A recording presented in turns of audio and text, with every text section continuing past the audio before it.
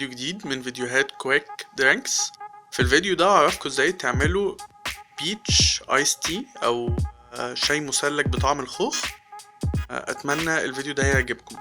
اول حاجه هتحتاجوا معانا معلقه شاي صغيره، شوكه، صفايه، وتحتاجوا معانا كوبايه عشان تحطوا فيها الشاي وسكر، وده شاي نفسه.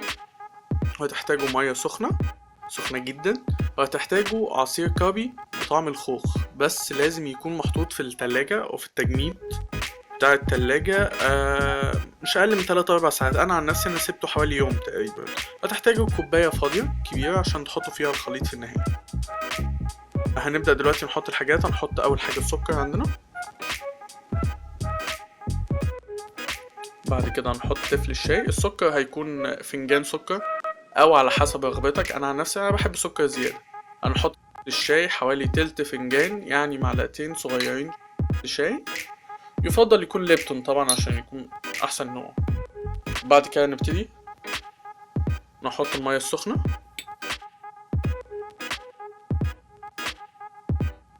بعد كده نبدأ نقلب بالمعلقة الصغيرة بتاعتنا، طبعا عشان يدوب السكر والشاي في نفس الوقت.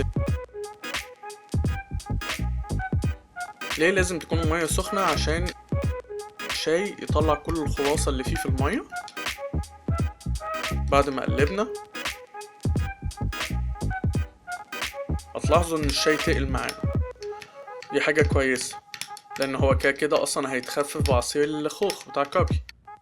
كابي ده عصير خوخ بقطع الفاكهة الطبيعية. جميل. هنستنى شوية ثواني بس على بال ما التفل ينزل تحت. الخطوة الجاية هنبتدي نصفي الشاي ده جوه الخلاط، بس قبل ما نحطه ما ينفعش نحط حاجة سخنة الأول في الخلاط وبعد كده نحط حاجة ساقعة، ممكن الخلاط يطق. فالخطوة اللي هنعملها بعد كده ان احنا هنحط عصير الخوخ ده. عصير الخوخ ده بعد ما سبته في التلاجة او في التجميد بتاع التلاجة يوم كامل، طلعته سبته ساعة. ليه ساعة؟ عشان يكون عامل زي يعني تلج كده بس ناعم شوية. هتشوفوا دلوقتي معايا. عشان يتحط في الخلاط بسهولة وفي نفس الوقت يكون ساقع عشان يبرد الشاي معايا. شوفوا الخطوة اللي بعدها. عصير الخوخ بتاعنا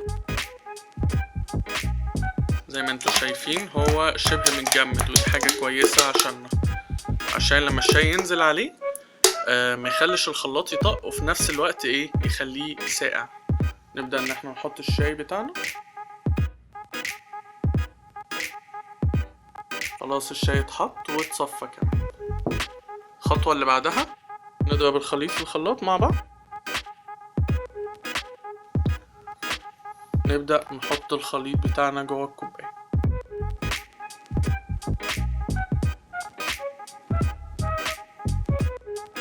أحب أقدم لكم بيتش آيس تي أو شاي مثلج بطعم الخوخ. أتمنى يعجبكم، وأشوفكم في فيديوهات تانية من سلسلة فيديوهات كويك درينكس.